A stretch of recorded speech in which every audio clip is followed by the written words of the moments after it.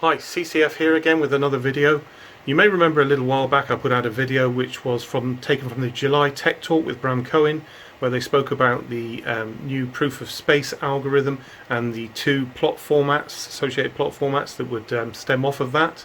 Well, things are moving very fast. There's been a post come out on the CNI website, joint CNI and Dr Nick post, where they talk about the plot sizes that are going to be available in that new plot format, the hardware requirements for both plotting and harvesting. They talk about Raspberry Pi support as well, and also give us a rollout schedule so we know when to expect all these changes. And that starts in Q4 of 2024.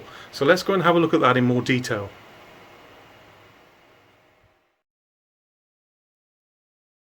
Okay, so we're looking at the latest post on the Cheer website. This, as I said, is a combination of CNI and Dr. Nick. And it's a document that talks about everything that we wanted to know, really, about the new plot formats in a little bit more detail. Now, where did I find out about this? It wasn't from any sort of YouTube videos or anything like that. I'm actually a recently new member to the Cheer Discord, and I saw conversations in there going on about it, and saw the link to it, so decided to have a quick look and see what it was all about, and thought it was worth talking to you about as well. So I've had another pass through the document in a bit more detail, and we're going to go through a few bits and pieces, and I'm going to give you my thoughts on it. Okay, so it's entitled Approaching the Next Generation of Proof of Space. And at the very beginning, it's just talking about the justification, once again, very much like the July Tech Talk that Bram did, sort of explaining the reasoning behind the new proof of space algorithm and the associated plot formats. And it pretty much sums it up in this sentence here, where they say our new solution will harness the latest advancements while staying true to the Cheer blockchain's commitment to decentralization and environmental responsibility. And that's something that I picked up on and spoke in my video about the July Tech Talk, that a company like CNI has to be seen to be environmentally responsible. And so that makes me think that's why this whole new plot format has come about, and the steer towards SSD architecture. Possibly because of the power consumption of those SSD drives as opposed to mechanical drives. And then Dr. Nick goes on, introduces himself, tells you what he's all about, and explains the plethora of experts that have been pulled in to help him with the development of these new plot formats and the new algorithm. And then they talk about the problems with the original format. And this is, once again, things that were mentioned in the July Tech Talk, things about the possibility of rental attacks, where people can spoof huge amounts of net space and, spend a lot of money, but also reap a lot of reward. And, they've tried to counteract that with this new architecture that they've designed. I won't go into that in too much detail because that's not the guts that we want to look at. What's the most important, I think, and most interesting is the overview of the new plot formats. So straight off the bat, we can see we've still got a K32 plot of 100 GIB in size, and they talk about this being the size for the default HDD friendly format, and we'll go into that in a little bit. So apart from that sort of entry level K32 plot, they've gone backwards. There's a K31 and a K30 which halve in size. So you can see 50 GIB, 25 GIB, and then K33 plus they're going to support, and they will obviously double in size. So it looks like a K33 will be a 200 GIB and so on. And then they talk about this section here.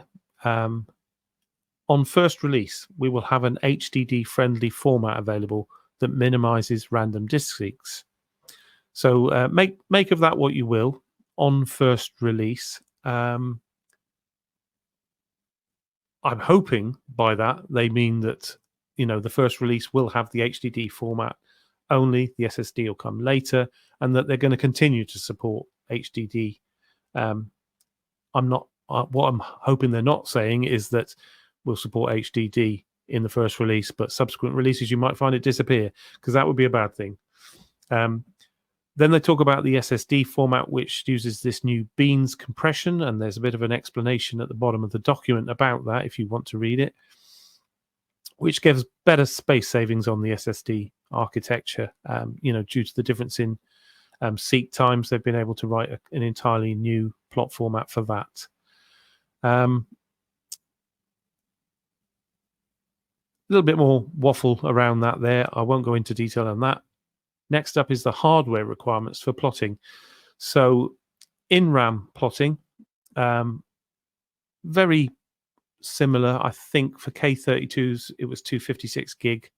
The two new ones underneath that, K31 and K30, it looks like you need less for. So thinking about my existing system, which is at that aging 20-core 40-thread Dell Precision that I've got, it's got 128 gig of RAM in it. It looks like I'd be able to create K31 plots in RAM, however long that will take, and they don't give you any specific examples of the expectation on time for those. And then obviously you need a lot more memory for the K32s, pretty much as it was. And then if you move in K33 and upwards, the RAM requirements are going to double each time. But it does mean, if you haven't got a full complement of 256 GIB, you've got some other options here. But what is also good is that they still are going to support partial plotting in RAM. So very much like I was doing BladeBit C8 plots with 128 gig and using my NVMEs. And on Windows, I think it was about 15 minutes a plot. And on Linux Mint, I think we got it down to about 5 minutes. They're saying we're still going to support that. And it looks like a 32 GIB RAM system can do plotting, in a combination of RAM and storage space. So that was good to see. I was quite happy with that that's still going to be supported in some manner, although it's very vague at the moment. So not much on the SSD formats yet. I'm not too worried about those, but looks like that still has to be determined and spoken about. Still, GPU plotting looks like it's going to be the way to go. They say strongly recommended. From reading this section on CPU plotting, I doubt anyone will do CPU plotting. They're talking here of a K32 plot on a 3060 Ti taking 11 minutes. Now, I'm assuming that's a Windows sort of benchmark, because that looks around the same sort of time as I was getting on Windows. You could probably halve that, doing it on an OS like Linux Mint. But we'll have to see. And I have a 3060 Ti, so this is interesting to me that the K32 is going to take about that amount of time. If that halves on Linux Mint, I'll be happy, because that's similar times to what I've got. But obviously that would be a 100 GIB K32 plot. Nothing much compressed. CPU, yeah, it just looks like it's going to be ridiculous. 11 hours per K32 plot. That seems worse than what it was. I think I was doing them in 4 or 5 hours on an old i7 4770 with 32 gig of RAM.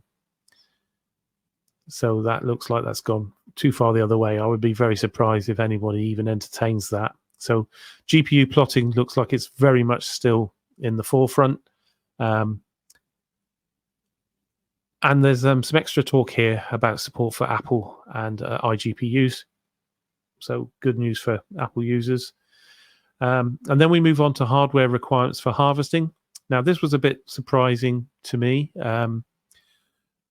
During that July Tech Talk, Bram spoke about the need to get away from, GPU compute for harvesting. And I didn't think they were going to be able to do it. But from what I can read here, it looks like they may have. So they give some examples here. So for a small farm, 100 TIB or less, a farmer can use a consumer level CPU and less than a gigabyte of RAM. So that's good. I fall into this category, less than 1 petabyte, because I've got just over a 200 terabyte farm. So once again, still consumer level CPU and 1 GB of RAM should be sufficient. Should. That's what you need to look at.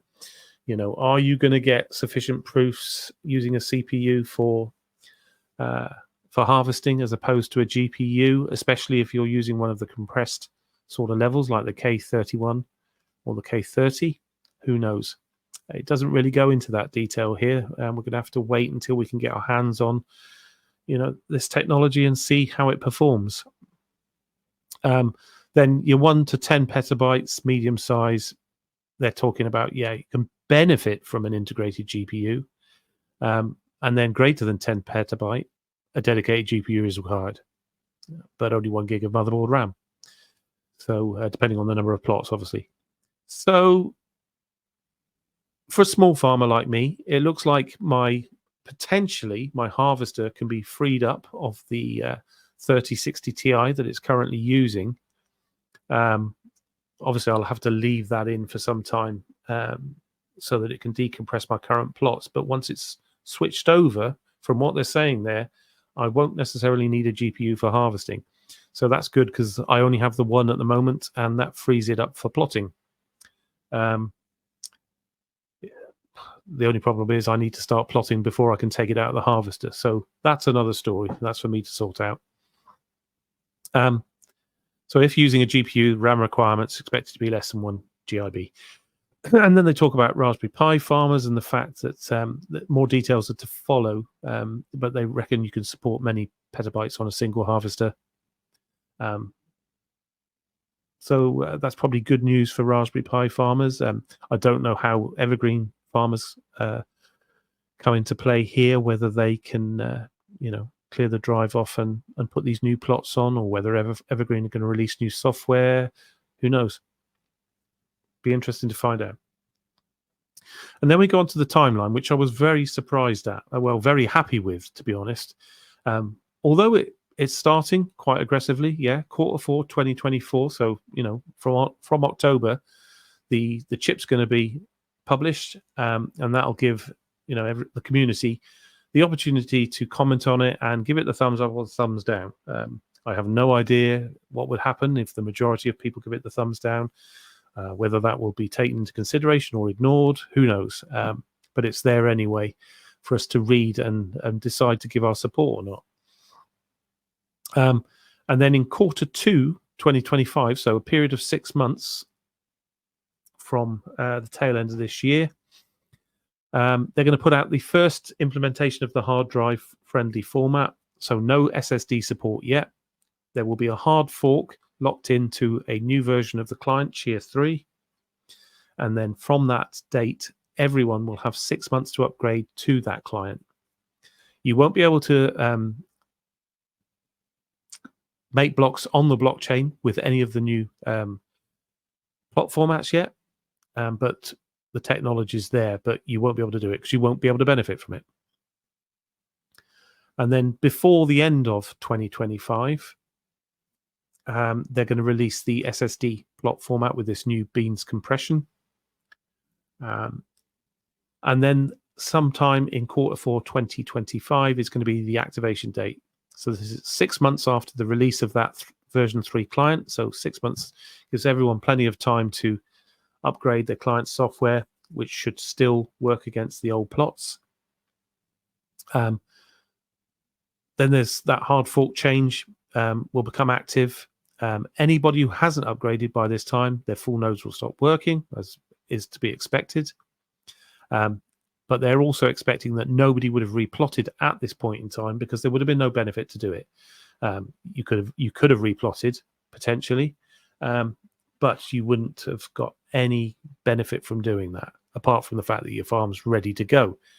And it looks like when we read this next section, you'll see they've done this on purpose to make sure that everyone is treated sort of equally and has time in this next period here, which is Q4 of 2025 to Q4 of 2026, so a full 12 months after the hard fork activation.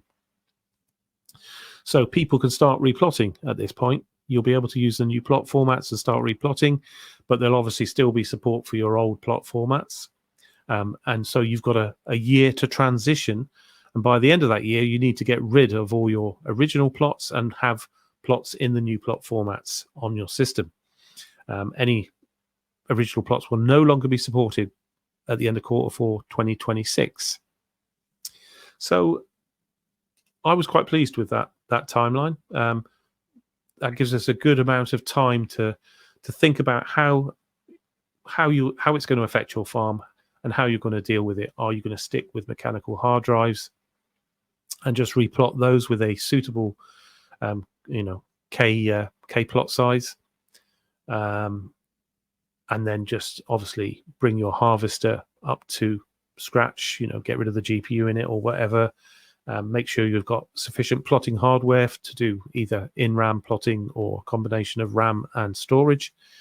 And decide whether you're going to start supporting SSD technology or whether you're going to stick with mechanical drives and hope that CNI do.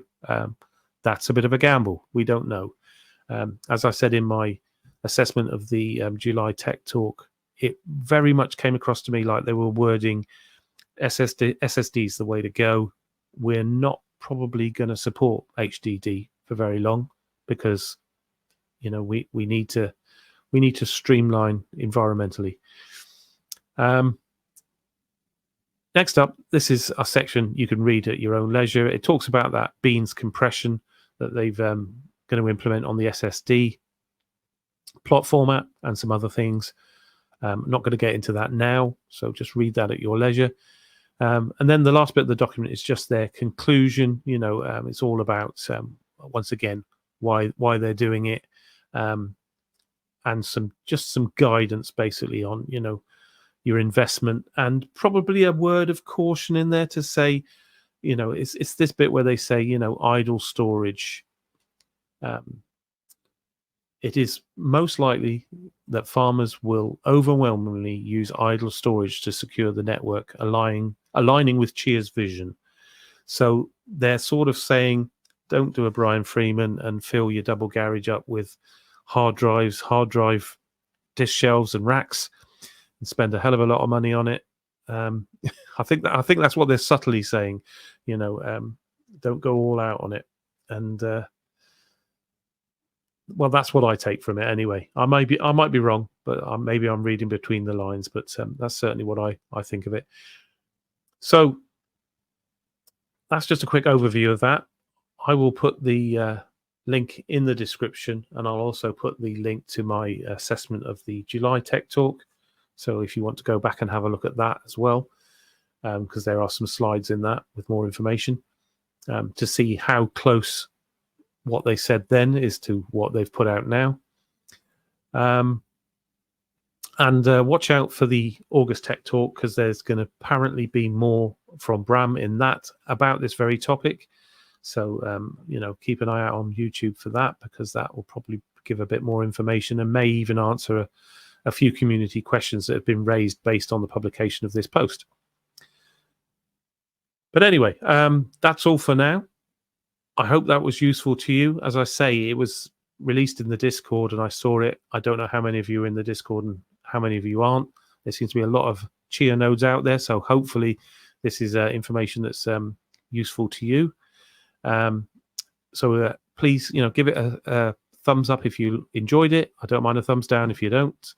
And if you haven't subscribed already and you wish to, please do, and hit the bell notification icon so that you know when I put up my next video. But for now, that's all. So I'll see you next time.